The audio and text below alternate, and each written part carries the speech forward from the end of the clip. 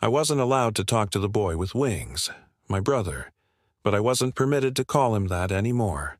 My mother said he was supposed to be an angel, except I knew what angels looked like, the idealized versions from movies as well as the biblically accurate ones.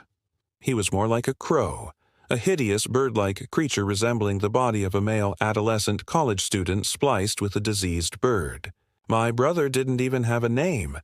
To my parents, he was like a stray cat who picked them. They didn't love him or want him in the house.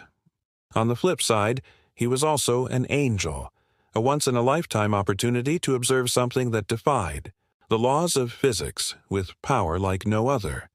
He, like my sister, was a lost child of the sky, those ethereal beings who had fallen thousands of years ago and decided to walk on Earth.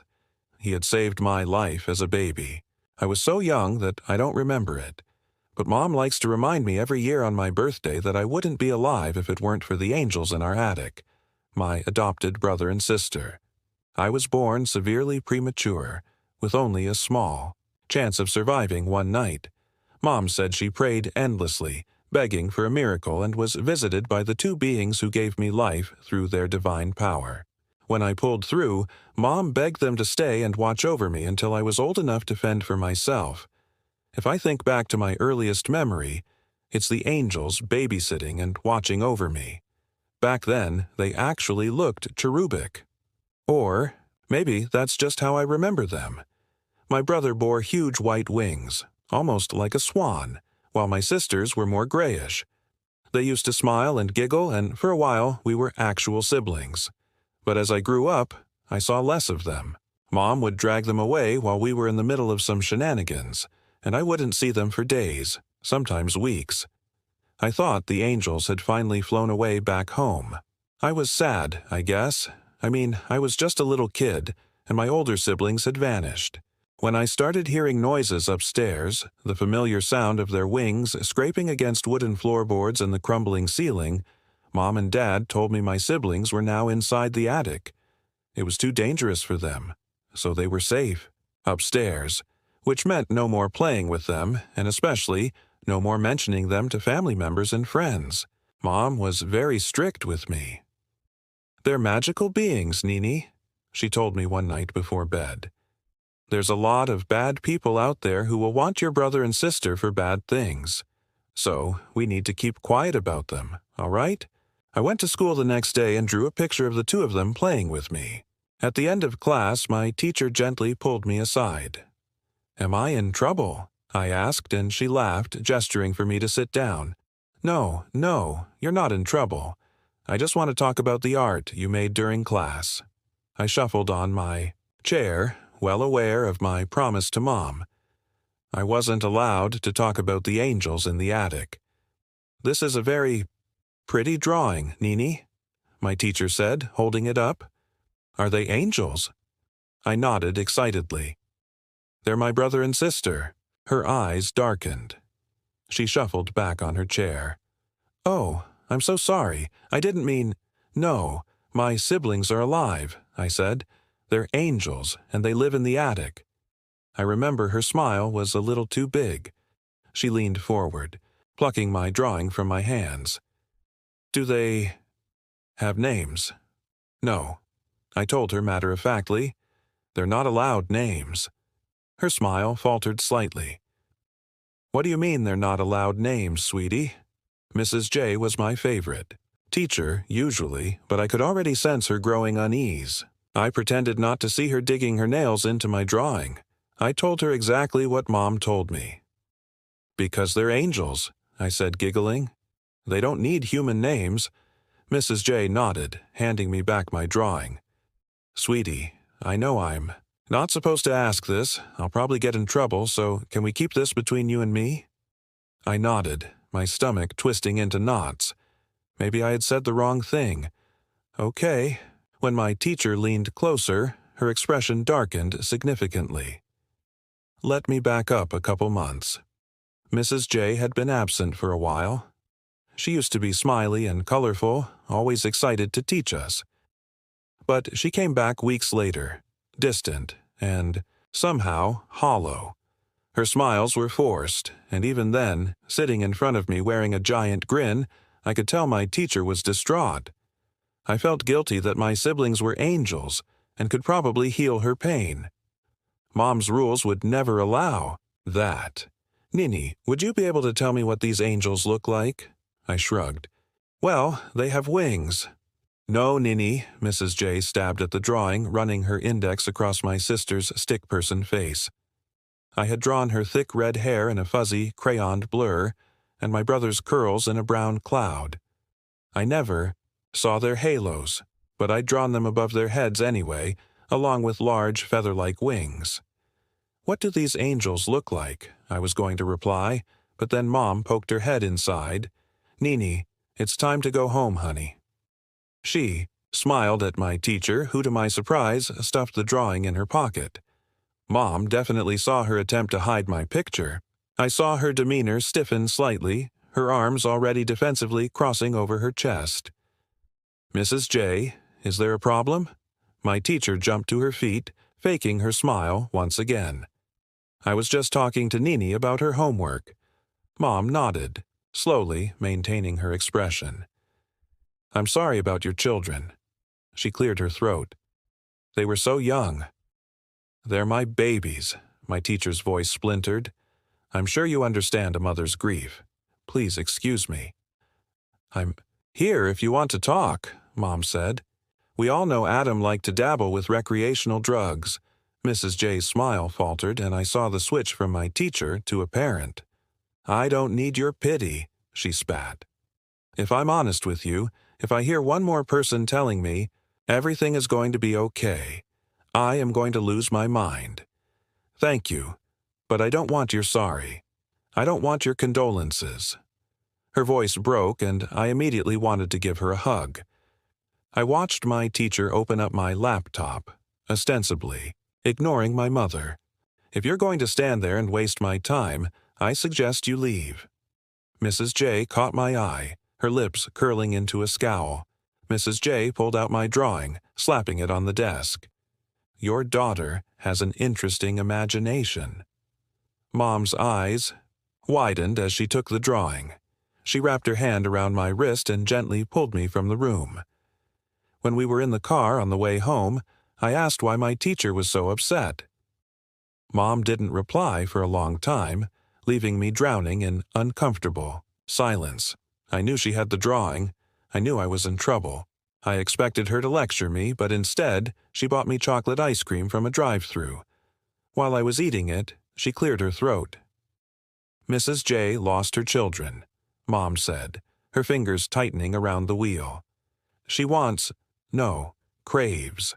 A miracle, and you gave her hope with your drawing."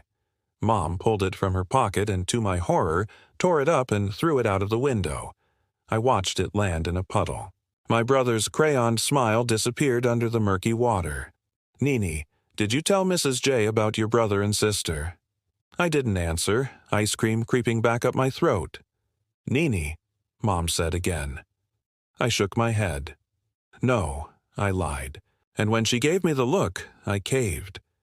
"I just said there are angels living in the attic." Mom nodded slowly. "Did you say they were real angels?" "No." "Did she ask what they looked like?" I wasn't a fan of the interrogation, my eyes swimming with tears. "I don't know," I mumbled. "No, she just liked my drawing." Mom curled her lip. "You're absolutely sure, Nina? Because if you're lying, bad people will come and take your siblings. She only called me Nina when I was in trouble." "Yes!" Mom leaned back into her seat, breathing out a sigh of relief. "That's good," she whispered. I flinched when she turned to me, grasping my hands and squeezing them tight. "Because we can't have anyone taking them away, okay? They're your angels, sweetheart." Following that day, I wasn't allowed to even mention the angels in our attic. If I did, either intentionally or accidentally slipping up, I was promptly sent to my room. The problem was, no matter how many times, I was told not to talk about them or completely ignore their existence. I refused.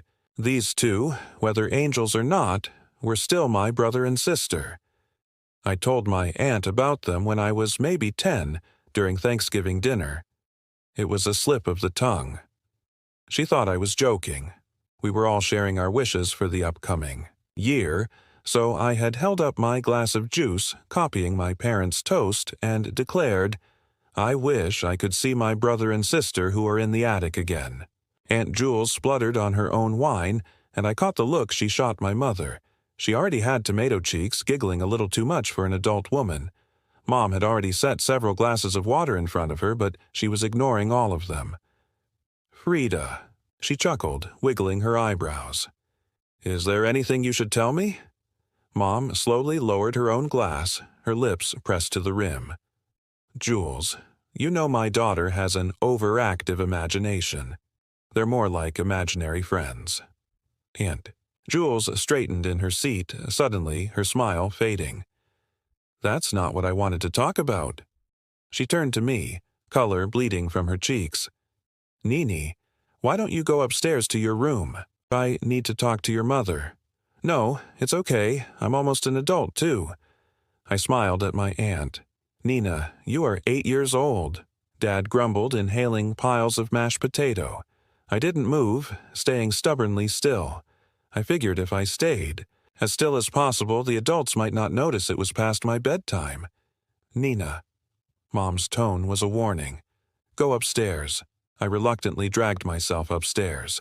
When I tried to listen in on the conversation, hiding on the stairs, Dad picked me up and carried me all the way up to my room and tucked me into bed.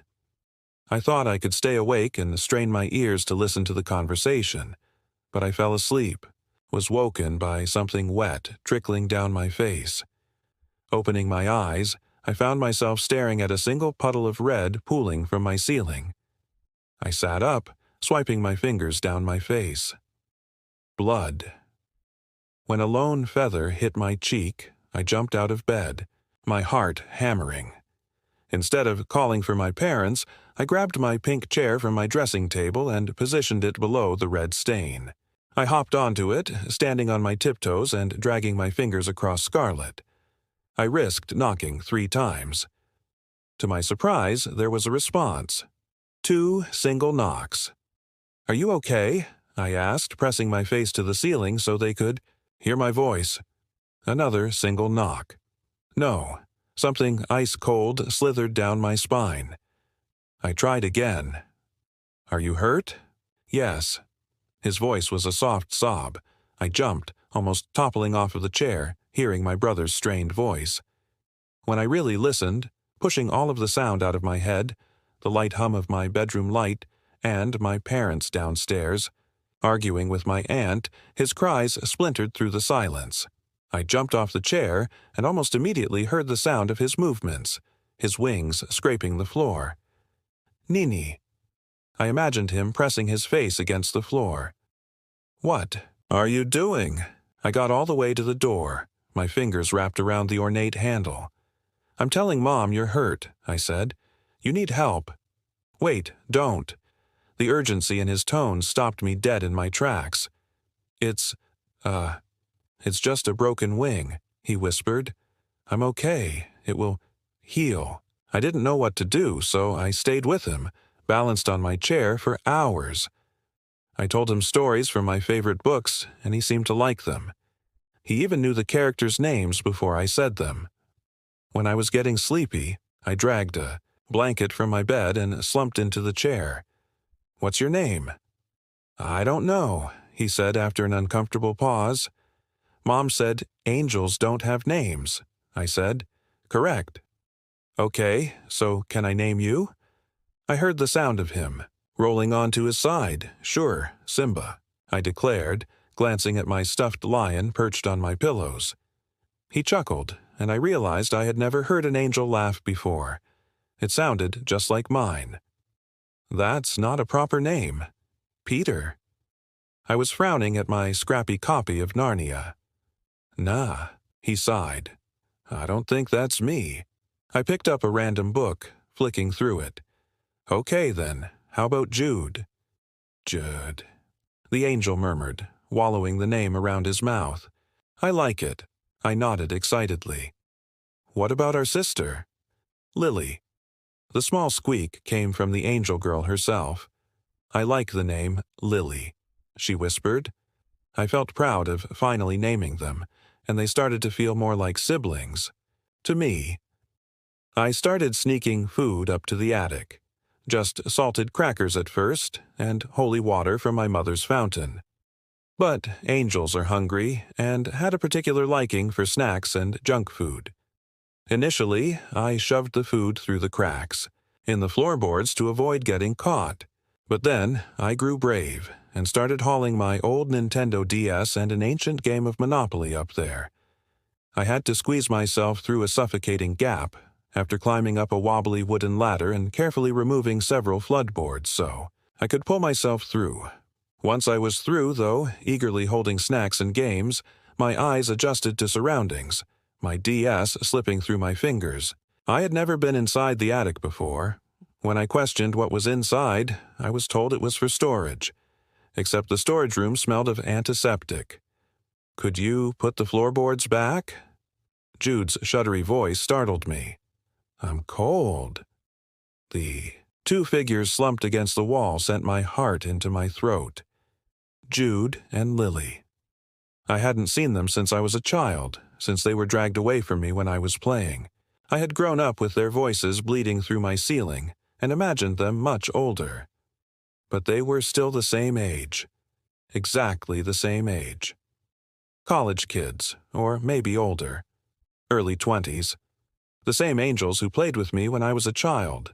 The two of them were pale, gaunt in the face, almost skeletal.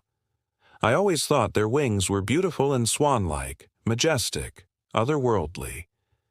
But this wasn't what I remembered. I could feel my breaths growing heavy, a shiver creeping down my spine. I wasn't even sure I was looking at an angel at all. Their wings were tattered and shredded, barely attached to their backs, heavy, and very clearly weighing them down. When I was a kid, I distinctly remembered my brother's wings as perfect. There was no explanation why they were there, or how. The explanation was that they were angels, and human laws didn't apply to them. However, what I was seeing did have an explanation. Jude's wings weren't beautiful, unexplained phenomenons magically sprouting from his back. In the haunting white light buzzing above me, I could see exactly where his naked spine protruded from his skin, splitting in two, where horrific feathered appendages resembling wings blossomed, spliced through a filthy t-shirt. I risked a step toward them, noticing the two of them stiffening up, like I was going to hurt them. Mom lied. That was all I could think. She said they had blankets, food, and books. She said they were happy staying locked away in our attic. The more I had time to think, to wrap my head around what I was seeing, it hit me that this room above our house wasn't a safe place to protect our angels. The light was painful to the eyes, fluorescent and cruel. The walls and ceiling were clinical white. Clinical. But it was the angels themselves that didn't make sense. Against the backdrop of what felt and looked almost like an operating theater, my siblings looked out of place, bound in cruel chains, biting their ankles and wrists, binding them to the walls themselves, to the very foundations keeping the house together. I took another step forward. Something was sticking from my sister's arm, a long plastic tube feeding into her. Closer. I glimpsed rivulets of red beating down Jude's back. Another longer tube, this time filled with clear liquid, sticking directly from the incision carved where his spine split in two. I pretended not to see the metal clamp forced inside bloody slithers of flesh, his wings shuddering, individual feathers trying to contract, trying to spread wide and folded into grotesque flaps. Lily sat awkwardly, her back to the wall, strawberry blonde hair hanging in flickering eyes. I glimpsed one single plastic tube stuck into her arm. She seemed to be in better condition, her wings easily unfurling when she shuffled back, her lips parting. Mom and Dad weren't protecting the angels from the outside. They were experimenting on them. "It's okay," Jude murmured, lightly nudging the girl. "It's just Nini." Lily's weary eyes found mine, half-lidded eyes struggling to stay awake. Slowly, I knelt in front of them, my eyes stinging. I pushed filthy brown hair from my brother's sleepy eyes. Before I could speak, though, he weakly gestured to the DS I dropped on the floor. His voice was a slurred mumble, and my gaze shot to the tube cruelly sticking from his spine. "Does that have Mario?" His question took me off guard. I shuffled back, grabbed the DS, swiping dust from the screen. I slid the power on, and his eyes lit up. "No." I held it up so he could see the screen. "But I do have Nintendogs." Jude grinned, though I wasn't expecting to see sharp incisors jutting from his gums. "Sounds fun." He held out his chained wrists. "Do you want to play?" I had so many questions, but at that moment, looking at the creases in my brother's expression while he was in pain, I swallowed my words. I played with them until the sky turned dark. When I was packing up, I couldn't resist moving towards, my heart jumping in my chest. I tried to pull the tube from his spine, and his wings jerked, his eyes widening. "Don't." He snarled like an animal, and I stood, paralyzed. Jude shuffled away, his wings twitching, struggling under the clamp. His breaths came out in sharp pants, his fingernails, almost like claws, dragging across wooden boards. "Don't fucking touch me," he spat. "Do you understand?" I didn't move, and his expression softened, his teeth retracting. "I'm sorry," he said. "It just hurts." I finished for him, choking on my own sob. "My mom and dad are hurting you." Jude didn't reply for a moment before his head jerked up. "Do you remember that one time when you wanted to fly? You jumped off of the bunk bed and broke your arm, and we ran for your mom? We love you, and we care about you. But we need help. Now, too." I nodded. "Do you have a paper and pen?" I did. I brought a whole coloring pad up for drawing. I nodded, handing him a blank piece of paper and a crayon. Jude scribbled a number and handed it to me. "Can you call this number?" he whispered. I nodded. "Why? Is it like part of your job? As an angel?" His expression furrowed, but he replaced confusion with a smile. "Yeah, it's a job." He leaned back, wincing when his wings brushed against the ceiling, visibly in pain. "I've been here for so long, protecting you, I need to check up on all the other children." "Jude," Lily grumbled, nudging him when he rolled his eyes. "Knock it off." "Why?" His smile was bitter. "Aren't we just doing our jobs?" That night I left the attic with a mission, feeling optimistic. I was going to call the special angel number and help my brother do his job. Mom was making dinner, so it was easy to distract her. I made a huge deal about dessert, and when she was grumbling to herself, pulling ingredients for cookies from the cupboard, I swiped my mother's phone from her purse, locked myself in the bathroom, and dialed the number. I was so excited my fingers were all clammy. The dial tone sounded in my ear before the sound of someone picking it up. "Hello." Before I could speak, Mom was unlocking the door, pulling her phone from my grasp. "Nini, what are you doing?" she demanded, apologizing to the recipient. "Yes, hello. I'm so sorry. My daughter accidentally called you." She shot me the dagger eyes before walking away, her phone to her ear. "No, I have no idea how she got your number. Have a great night." Mom didn't get mad. Instead, she made me cookies. I was nibbling on a chocolate one when she leaned against the counter, arms folded. "Nini, I'm going to ask you a question, and you're going to tell the truth." "I was doing a job," I said, dipping my cookies in fondant. Her eyebrows furrowed. "You were doing a job?" I nodded. "One of the angels gave me an angel number, so I could do his job for him." Mom's lip curled. "Okay then, can I have the angel number?" When I hesitated, she sighed. "Nini, I'm sure he would rather an adult was doing his job for him." She held out her hand. "Sweetie, I don't want to ask you again." I handed it over, words suddenly choking from my mouth. "Why are you hurting them?" Mom looked taken, aback, her eyes widening. "Nini, why on earth would you think we are hurting them?" "I saw them," I said, my voice breaking. "You're doing bad things to their wings." Mom hugged me, and I found myself splintering apart, burying my head in her chest. "Nina, sweetie, you are very, very wrong," she whispered, rapping her arms around me. "They're sick," Mom murmured into my shoulder, running her fingers through my hair. "When they brought you back to life as a child, they were so weak, so they couldn't fly away. We didn't tell you because we didn't want to scare you." I nodded, squeezing my mother to my chest. It all made sense. They were fixing their wings. "Your father and I have been trying to save them," she hummed. "Of course, with them being so powerful, we have no choice but to take extra measures, which, yes, include chaining them up." She pulled away from the hug, wiping away my tears. "Nina, you need to understand that they are extraordinarily powerful, and only chains soaked in holy water will hold them. When they were younger, they were weaker and less destructive.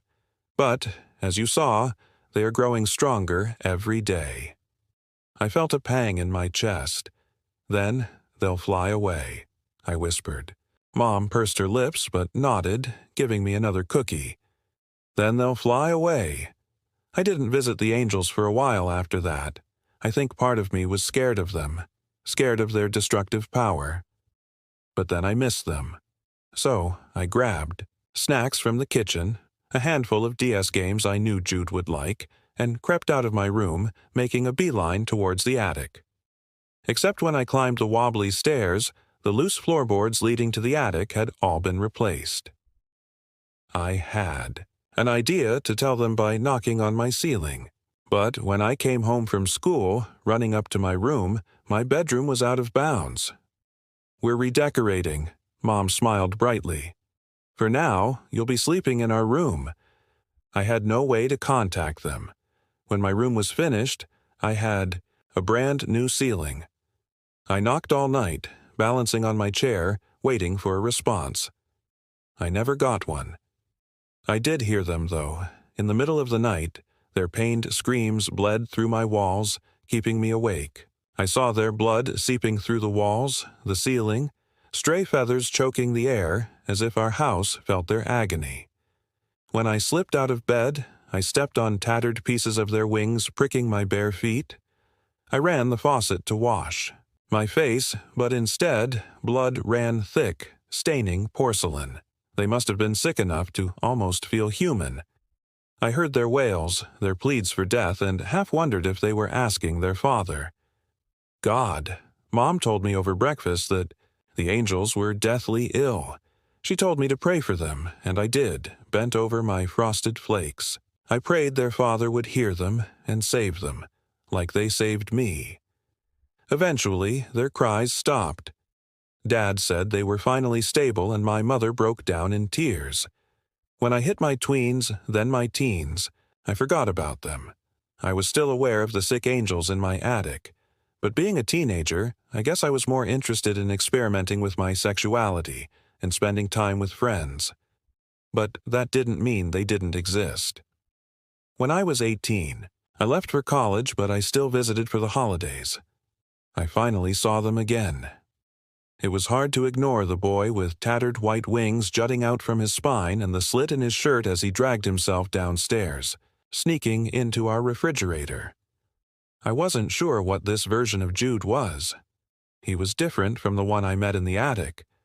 That boy still resembled a human, still felt pain. This guy had talon-like fingernails and a twisted spine protruding from his back, making him appear more bird-like. But his wings were bigger, his spine hidden by a blood-drenched shirt clinging to him. He was always hunched over, moving slowly, his once human features obscured by thick, dark hair covering his eyes. I tried to ignore the grime stuck between his toes and the scarlet trail from the refrigerator to the door. He didn't even acknowledge me, sticking his face directly into a frosted cake my mother made. I watched, mesmerized, and maybe a little disgusted, as he chewed through the cake, whipped his head up, swallowing it down, exactly the way I'd see a crow eating bread. When his eyes did find me, they were beady and wrong, almost vacant. He ignored me, standing on his tiptoes to sniff around in the cupboard. "Jude." I found myself saying his name, and it felt and sounded foreign. He didn't respond, ripping open a bag of candy bars. He was ravaging a Snickers bar when I turned to him, swallowing down bile.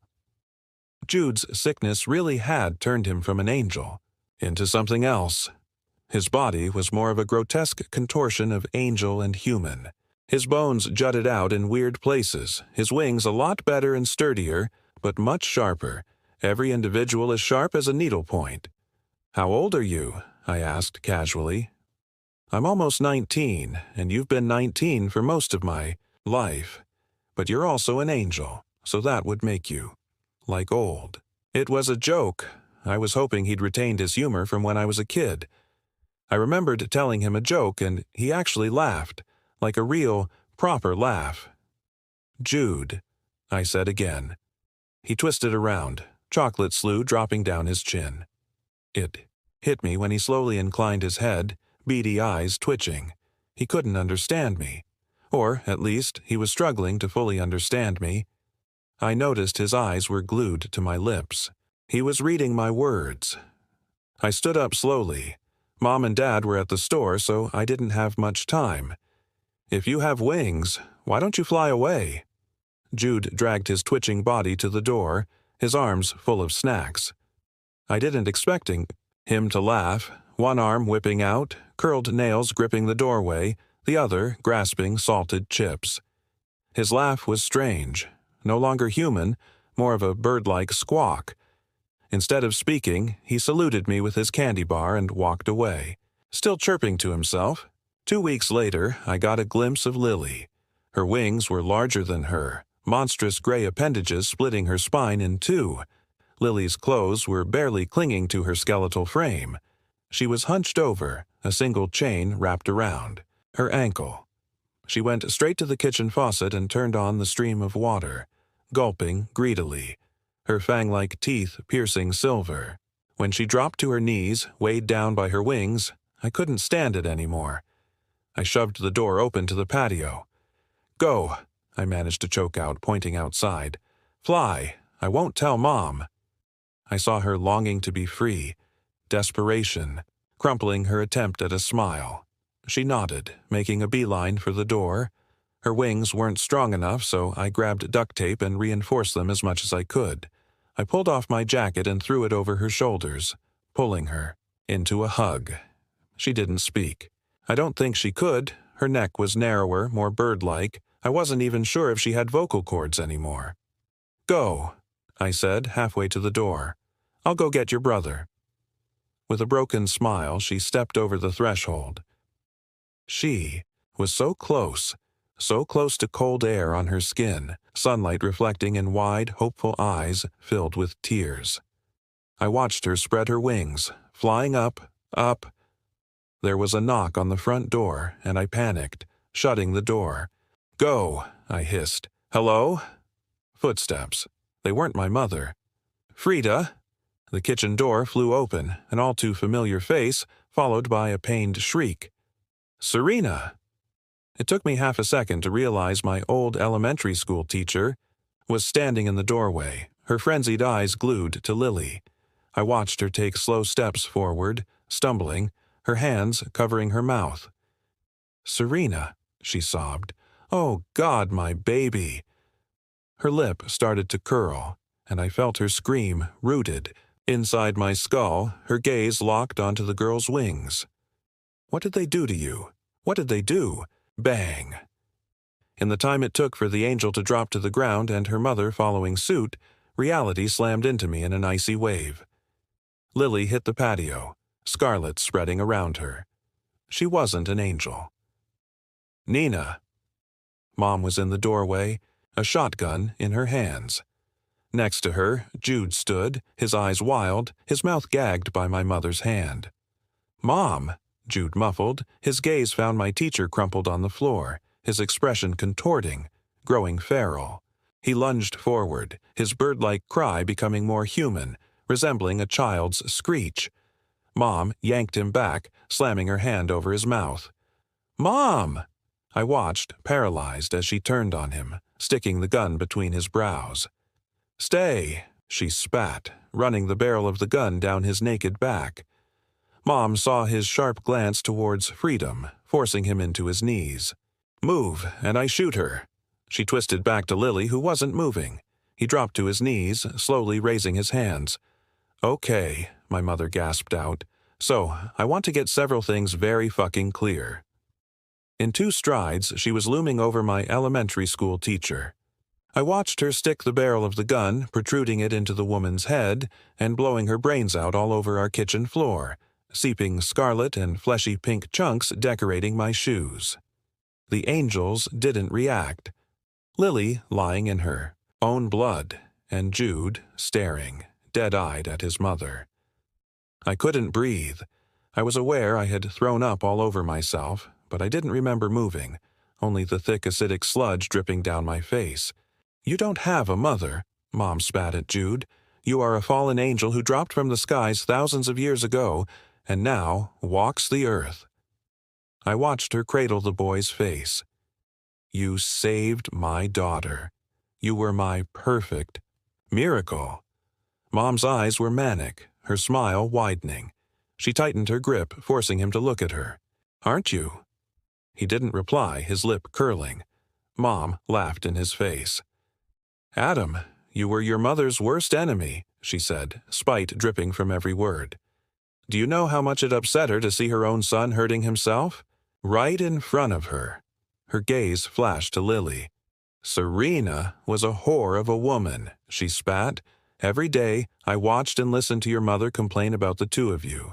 You stole cash for drugs, sold her car, and even used her medication to satisfy your disgusting, filthy habit.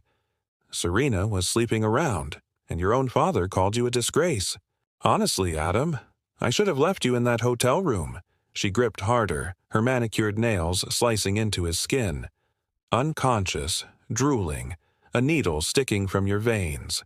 How fucking pathetic," he cried out, sharp, more akin to a crow, trying to jerk from her unyielding grasp.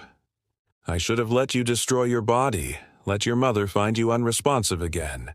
Mom stepped back, admiring him. "I gave you wings to save you," she whispered. Dad came through the door, already hauling bleach and a body bag. Mom must have known my teacher was planning to visit. I think this was the point where I was supposed to do something. But I was frozen, standing in pooling blood and splintered pieces of my teacher's skull. Dad hauled the angels back to the attic, and I was left with my mother. "Grab me a bucket," she said, like disposing of a body was normal. I didn't speak to my mother. Instead, I grabbed my backpack and left the house. I went straight to the sheriff's office and told him directly that I had witnessed a murder, and that 2 missing college students were in my parents' attic. I don't think they believed me at first. I shouldn't have led with, "I think my mother turned 2 missing college kids into angels." Officially, Adam and Serena would be 39 years old. I wasn't looking forward to trying to explain how the 2 of them resembled teenagers. Still, I sat, in the back of the police cruiser, following a dozen cops to my house, which was empty. Mom and Dad were gone, and when the cops broke through into the attic, it was just in a storage space. The angels were nowhere to be seen. It didn't take the cops long to start pointing the finger at me. I was hauled back to the station, and after I was interrogated and then lectured on wasting police time, I was released. With no choice but to go home, I began my search. Jude and Lily had to be somewhere, hidden away. I couldn't imagine my parents running away with 2 genetically engineered angels. I started in the attic, where all I could find were old boxes, ancient toys, and a D's mom and dad were good at covering their tracks. Moving to my parents' room, there was nothing of importance until I crawled under their bed. There was nothing under there, but there was a lump in the carpet. Another loose floorboard. This one led me into a shallow hole filled with documents. Spreading them across the floor, I found Adam and Serena's names. Mom and Dad were documenting their progress. Day 1. Subjects are calm. Neuromuscular blockers administered. I am going. to attempt to make an incision into the spine of the S1. I will update with progress. So far, everything looks good. There was 19 years worth of research and procedures, but they didn't stop after Adam and Serena. I found old files from years ago, back when they were babies. Names that kept going: Nathan, Lily, Aunt Charlotte, Matthew, Jesse, Victor, Evangeline. Something sickly crept its way up my throat. If my parents had been experimenting on all of those people, where were they now? I got my answer when I dug deeper into the old subjects. Failed was stamped, a sea of red. Reaching further into the shallow cavern, my fingers brushed something warm, something wet and soft, almost like feathers. I retracted back, and as if it was alive, as if it could feel, the ground rumbled beneath me, and I heard that soft cry once more. That wail. I couldn't stop myself. I jumped up, tearing at the walls of my parents' room, and stepping back when paint became slick and wet, bloody feathers stuck to my palms. When a single eye blinked back at me, I stumbled. Back, my heart in my mouth. Mom was right. She was wrong. She fucking lied about almost everything. Jude and Lily were not angels. They did not save me when I was a baby. Jude and Lily are my parents' successful attempt to replace what is living inside our walls. The angel my house was built on. Its bones, made from its foundations, its blood splattered across our walls. I think it's upset. I think it wants its children, all of its children, from past and present, back. It's already started to cry. The walls are bleeding. Its ceiling is crumbling, floors caving in. The angel whispers in my ear, a language that twists and contorts my thoughts. This thing is threatening me. If I don't bring back its children, it's going to kill me.